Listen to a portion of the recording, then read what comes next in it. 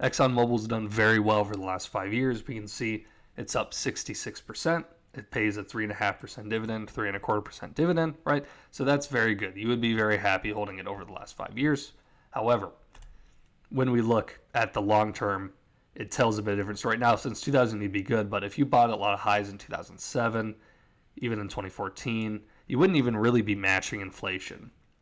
So the dividend yield from that wouldn't be as good. However, you could have bought in lows in 2020, and you would have been doing very well if it actually works, 190% in just 3 or 4 years. So just phenomenal. And obviously, the oil industry was doing, energy industry was doing terrible during that time frame. No one was going anywhere. So this is an interesting stock.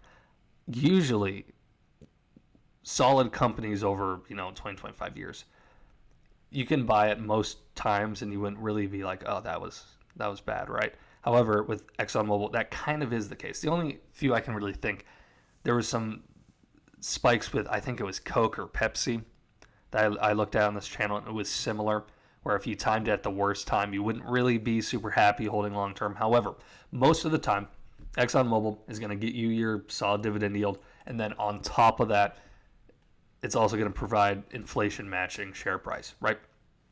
So you can, historically, if we're looking at a 20-year time frame, 25-year time frame, you would be doing better. But you can't say that anywhere in between, everywhere else in between. So I won't. That's where I like this as. I like it as in a dividend portfolio, trying to match inflation somewhere with a 3 to 4% yield. So you don't really have to worry about, reinvesting to keep the portfolio, providing what it is already.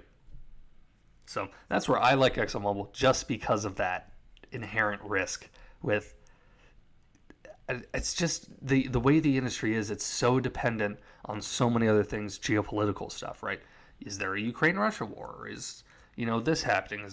It's just so dependent on that. And also, we're talking other risks, long term. It seems as if the world is going away from oil, right? Is it going to be anytime soon? Probably not. Are you going to be fine 5 years from now? I think so. Are you going to be fine 10 years from now? Probably. 20 years? Probably even then. 50, that's when it starts getting iffy. And generally, as a long-term holds, I like stocks that I don't have to worry about that sort of thing. I don't really have to worry about in 25 years it's going to get, like, for example, computer chips, right? Semiconductors. In 25 years, is there going to be more computers or less computers? There's going to be more. I would bet a lot of money that's the case, right? Oil, 20, 30, 40, 50 years, I feel a lot less confident in that. It's just the reality. That's me personally. So I just wouldn't have too much of my portfolio in oil, energy stock, that, oil and gas specific. You could say energy, utilities kind of falls under that, whatever, right?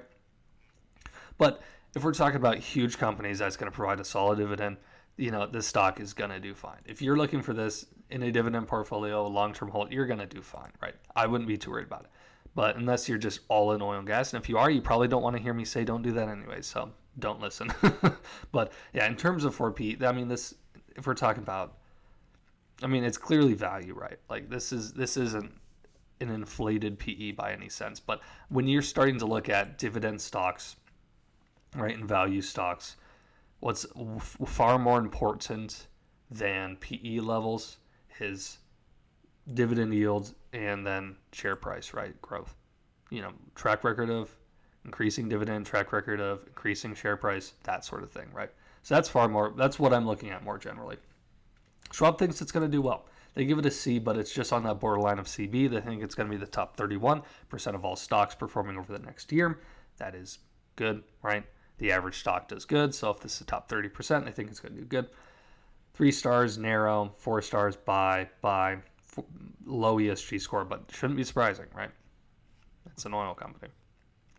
We could just take a quick peek at that PE price. Yeah, it is a little bit higher than it has been, but it's really roughly the same, right? That's inflated maybe 20%, but it really shouldn't matter that.